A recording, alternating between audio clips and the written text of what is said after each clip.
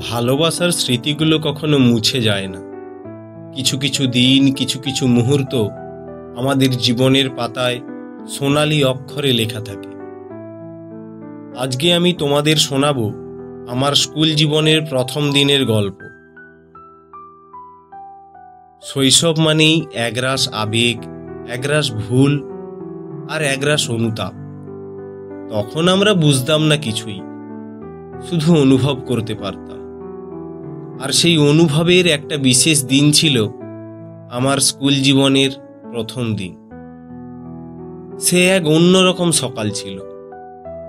মা আমার ছোট্ট হাত ধরে নিয়ে যাচ্ছিলেন স্কুলের দিকে। মাথার চুলগুলো কাঁচা করে আঁচড়ানো, নাকে মুখে তেল চুপচুপে অবস্থা। স্কুল ড্রেস যেন একদম সদ্য লন্ড্রি থেকে উঠে আসা, চকচকে। আর মুখে একরাশ ভয় আর কৌতূহল। তবে যাওয়ার আগে ঠিক একগাল বকা খেয়ে নিতে হয়েছিল। একটু দেরি করছিলাম তো, তাই মা রেগে গেছিলেন। এইভাবে যদি চলতে থাকো, স্যার তো পিটিয়ে মেরে ফেলবে। তখন কি আর বুঝতাম, মার বকা আসলে চিন্তারই আরেক রূপ। স্কুলে পৌঁছে দেখি বিশাল একটা গেট, যেন একটা রাজমহলের প্রবেশ পথ। চারপাশে অজানা মুখ, কাঁদতে থাকা কিছু বাচ্চা, হাসতে থাকা কিছু অভিভাবক, আর একটা নতুন গন্ধ। নতুন খাতার, নতুন বইয়ের, আর গন্ধটা নতুন জীবনের।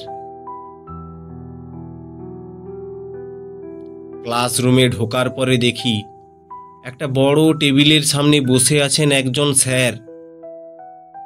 চশমা পরা, গম্ভীর মুখ। ভাবলাম, এই বুঝি সেই ভয়ঙ্কর শিক্ষক।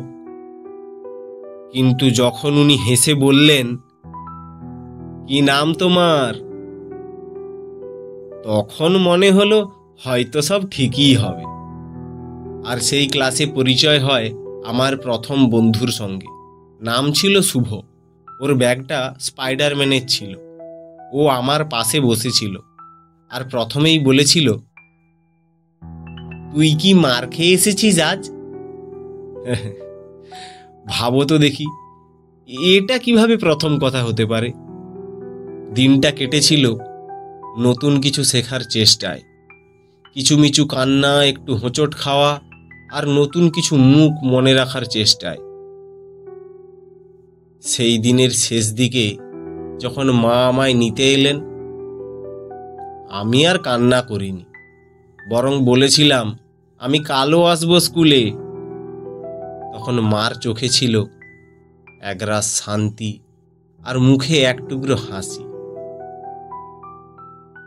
আজ এত বছর পরও আমি প্রায়ই চোখ বন্ধ করে ওই দিনটার কথা ভাবি। যদি পারতাম, আবার সেই গেট দিয়ে ঢুকতাম। আবার সেই টিফিনের গন্ধ, সেই মার খাওয়া, সেই নতুন খাতা, সবকিছু নতুন করে শুরু করতাম।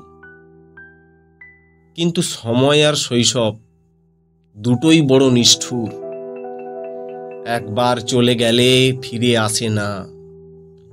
তোমাদেরও যদি এমন কিছু স্মৃতি থাকে, তবে অবশ্যই কমেন্ট বক্সে জানিও। আগামী পর্বে আবার আসবো আরেকটা গল্প নিয়ে।